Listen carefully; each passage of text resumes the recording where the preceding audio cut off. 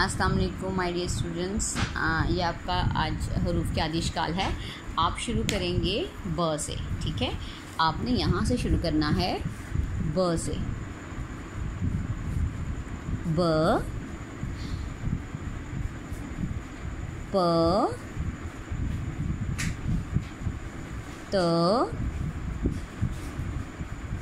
ट, स,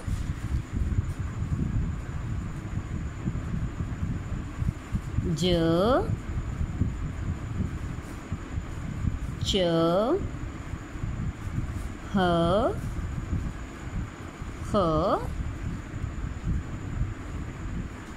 स,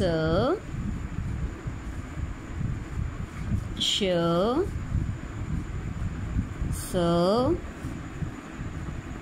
ज, अ, ग, फ, क,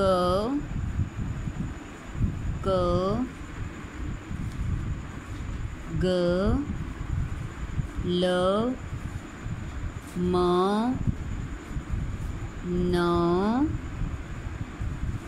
ह, य। इस तरह से आप सफ़ा मुकम्मल करें और मुझे तस्वीर व्हाट्सएप करें।